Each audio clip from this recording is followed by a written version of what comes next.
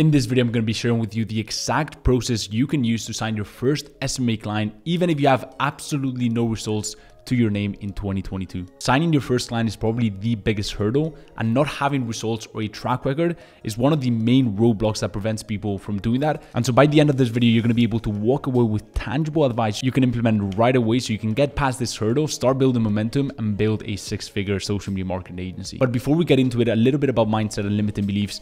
You need to understand that this can be done. When I started my social media marketing agency, I had absolutely no track record. I didn't have a network of people that I could tap into, and I still managed to get it done. And that is the case for 98% of people getting into the space. The first thing that you need to understand is that if it does come up on a sales call, is because you probably haven't answered the two main questions that prospects are asking themselves during a sales process. The first question is, does this work?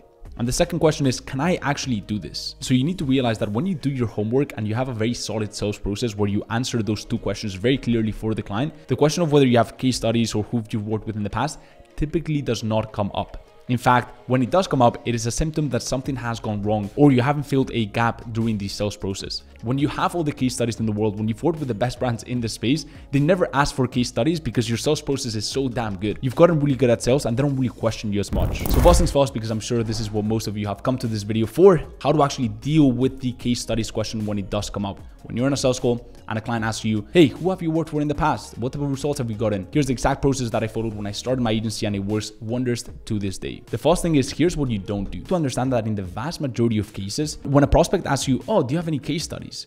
You know, what clients have you worked with in the past?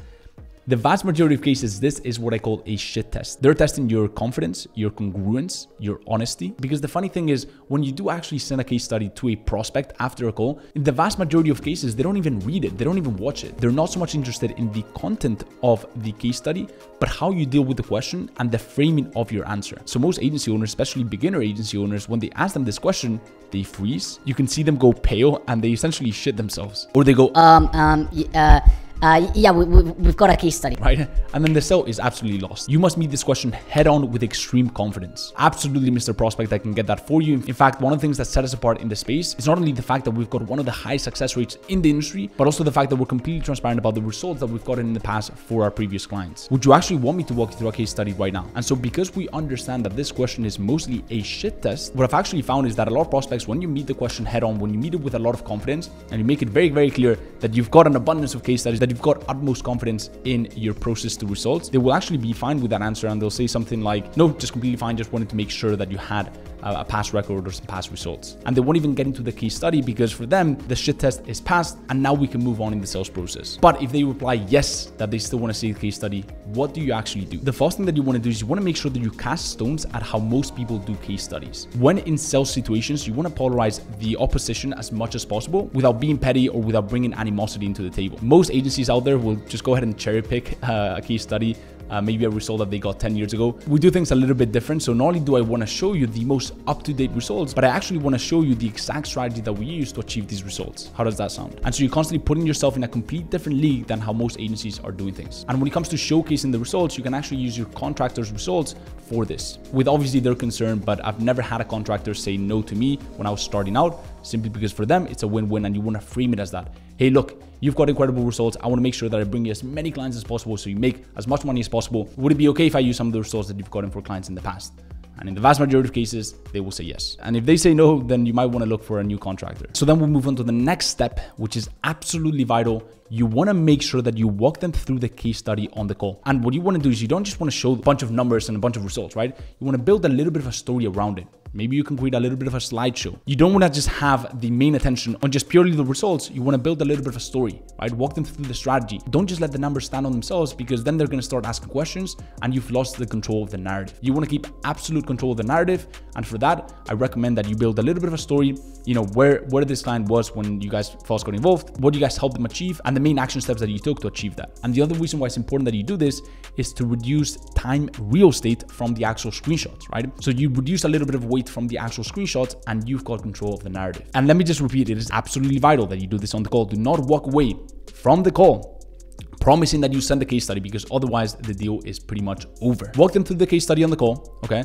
Get it solved. Cool. Now that that's solved, is there anything else that's preventing you from moving forward? Solve the objection on the call. move on the call. Now that that's covered the second section of this video, which for me is actually way more important because you want to make sure that you're proactive. It's way better to avoid something from even coming up than having to deal with it on a sales call. And so here's exactly what you need to do, the exact process that you need to do to make sure that you avoid this question from even coming up in the first place, so that your previous results is not even a conversation that is had on a sales call. How do you actually do this? Here's exactly how. So the first thing that you need to make sure that you do so that this doesn't come up is tap into the power of a niche. For example, if you pick e-commerce, that is not enough. That is an industry. You want to make sure that you actually narrow down into a specific niche. Like for example, apparel and fashion, health and wellness, cosmetics, supplements, and the list goes on. Let me explain why this is incredibly important. As I said, you need to understand that when most prospects ask for results is because they want to rationalize that you're an authority in the space. And you also need to understand that the vast majority of clients you're going to be talking to, they don't really care too much about the intricacies of media buying and Facebook ads and the actual service that you're delivering. Yes, they want to see that there's a level of competency and that you know your stuff, but they actually prefer talking about things that they're passionate about and that they themselves know a lot about. That is just human nature. And what do they know more about? Ads and media buying, or their niche? You guessed it right, their niche. So when you actually specialize in a specific niche within the e-commerce sector, whether it's apparel, cosmetics, health and wellness, whatever it is, right? When you specialize in a specific sector, your biggest leverage is not so much the results from the ads or your expertise of media buying, it's actually your understanding and obsession over that specific niche. No one understands what the competitors are doing just like you do.